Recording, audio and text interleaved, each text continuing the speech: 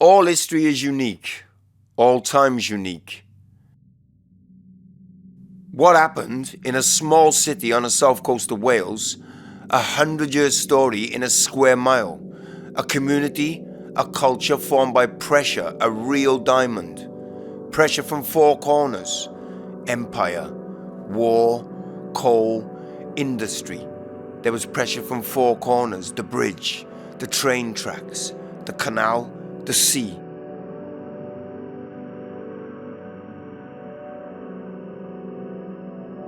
A petri dish for community.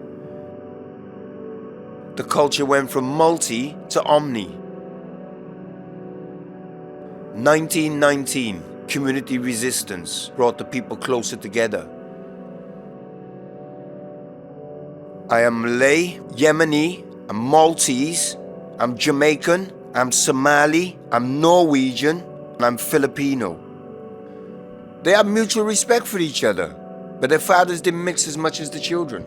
Our mothers and grandmothers really knew each other, but the fathers and that, they had mutual respect for each other.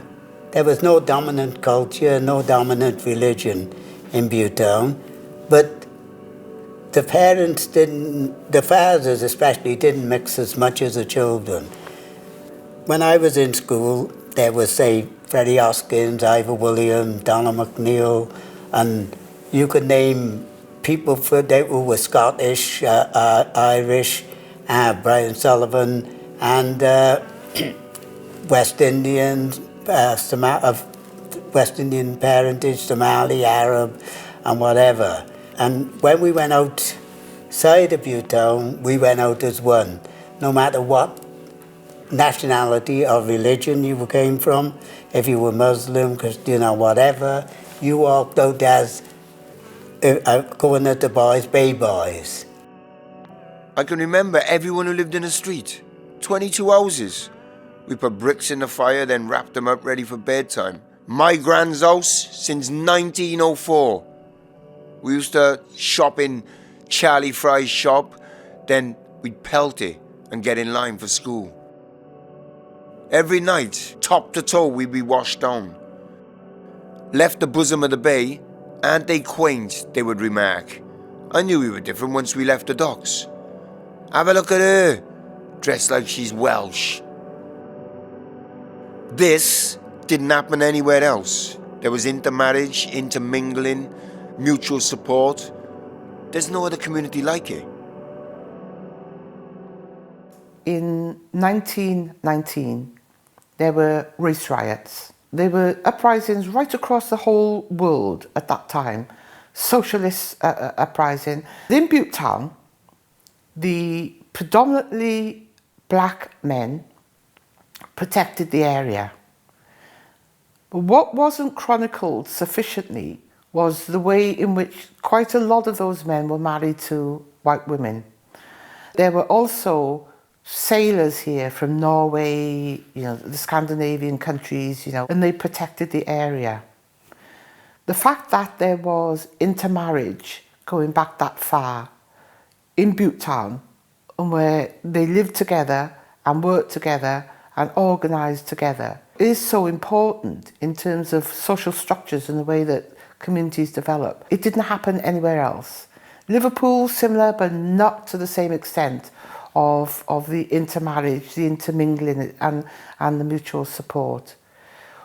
What cut across that was the political and social structures.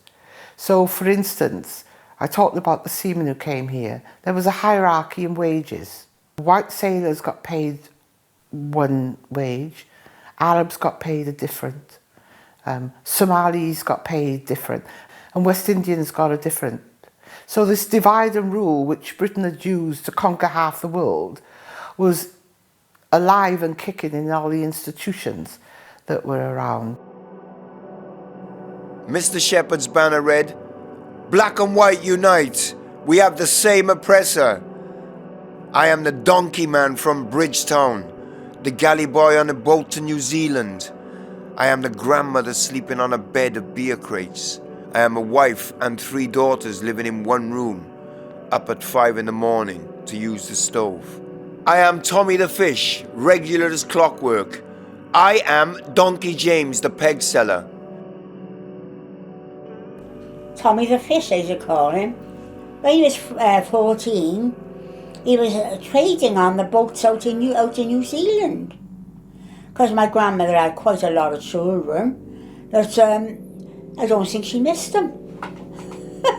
Then he went out, got on a boat, a galley boy, and went out trading on the boats in New Zealand, on the meat boats.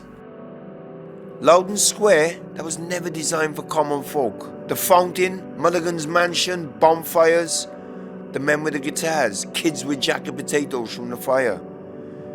You might have stepped in from Africa, but you were welcomed, you know.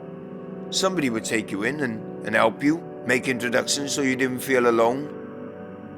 Everybody came from somewhere, and I loved them.